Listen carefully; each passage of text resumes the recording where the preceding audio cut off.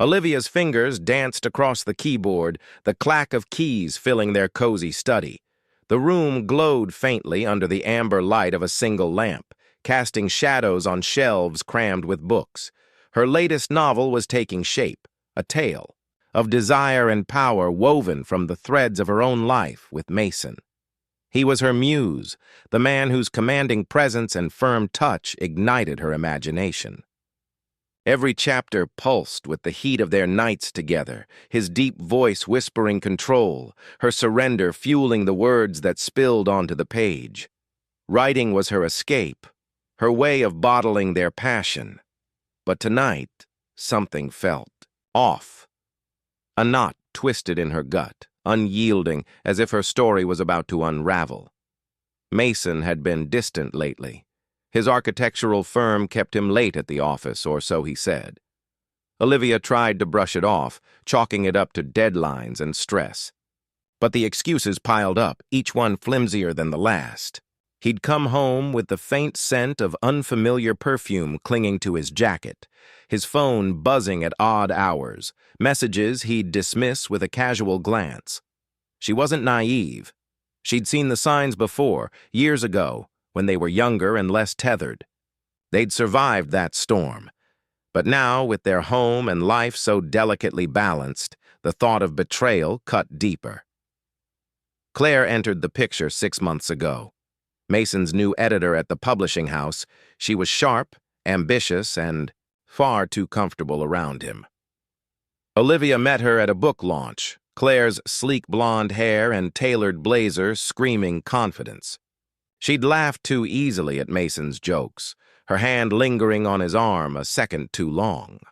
Olivia had smiled through it, playing the gracious wife, but her writer's mind spun scenarios. Was Claire the reason Mason's eyes no longer lingered on her? Was she the shadow creeping into their marriage? Tonight, Olivia couldn't focus. Her chapter stalled, the words flat and lifeless. She leaned back, rubbing her temples, when the front door creaked open. Mason was home early for once. Her heart lifted, then sank just as fast. His footsteps were heavy, deliberate, not the eager stride of a man rushing to her side. She closed her laptop and stood, smoothing her sweater, bracing for whatever came next. He appeared in the doorway, his broad frame filling the space. His tie was loose, his dark hair slightly mussed, and his eyes carried a weight she couldn't read. "You're up late," he said, his voice low but edged with something sharp. "Couldn't sleep?" she replied, forcing a smile.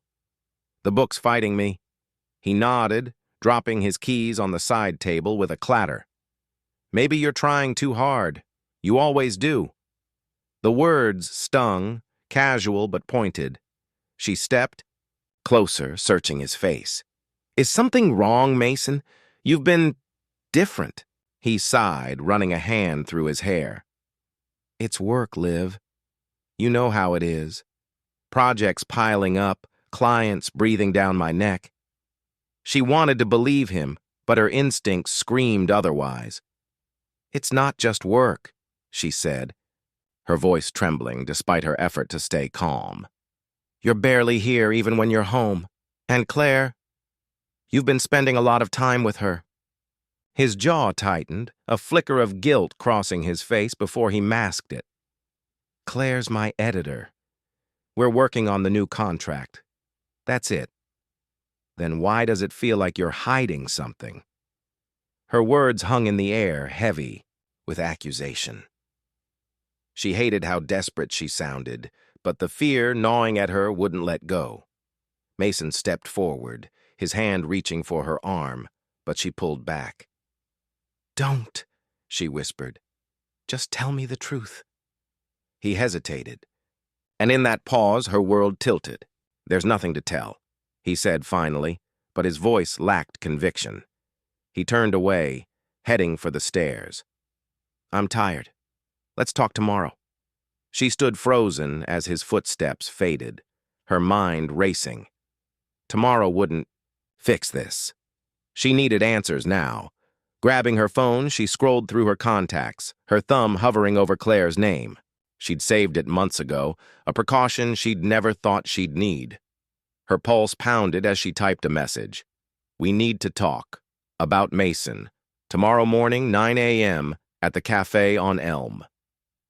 The reply came within minutes. "I'll be there." Sleep eluded Olivia that night. She lay beside Mason, his steady breathing a cruel contrast to her churning thoughts. Images of him with Claire haunted her, their laughter, their shared glances, the possibility of stolen moments behind her back. By dawn, her nerves were raw, her resolve brittle but unbroken. She slipped out of bed, dressed quietly, and left for the cafe.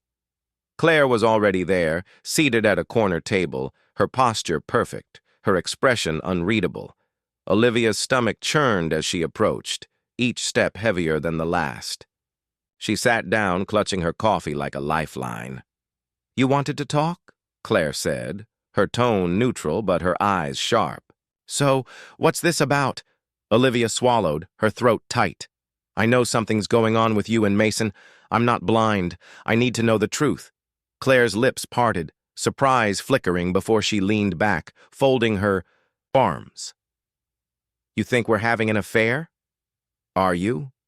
Olivia's voice cracked, but she held Claire's gaze, refusing to flinch. Claire laughed, a short, brittle sound.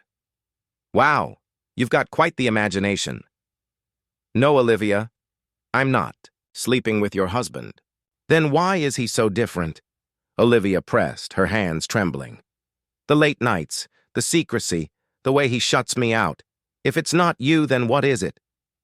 Claire's expression softened, just for a moment, before hardening again. "Maybe you should ask him yourself. I'm his editor, not his therapist." "You're lying," Olivia snapped, her voice rising. Heads turned, but she didn't care. "I've seen how you look at him, how you touch him. Don't play innocent." Claire leaned forward, her voice low and cutting. "You're projecting your insecurities onto me. Mason's a professional. We work together. If you're losing him, it's not because of me."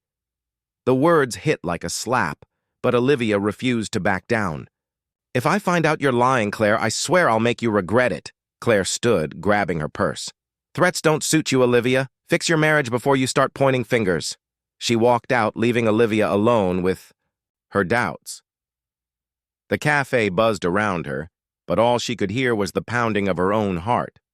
Claire's denial felt rehearsed, too polished. Olivia's writer's instinct told her there was more to the story, and she wasn't ready to let it go. Back home, Mason was in the kitchen, sipping coffee, his face unreadable. Olivia didn't bother with pleasantries. "I met with Claire," she said, her voice steady despite the storm inside her. He froze, his mug halfway to his lips. "What?" "She says there's nothing between you," Olivia continued, watching his every move. "But I don't believe her, and I don't believe you." Mason set the mug down hard, the clink echoing in the quiet room. "You're spying." "On me now?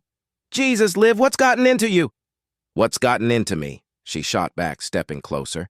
"You're the one sneaking around, making me feel like I'm losing my mind. If you're not cheating, then what's going on?" His silence was deafening. Finally, he looked away, his shoulders slumping. "I didn't want to tell you like this," he said, his voice barely above a whisper. "The firm's in trouble. Bad investments, clients pulling out. I've been trying to fix it, but we might lose everything."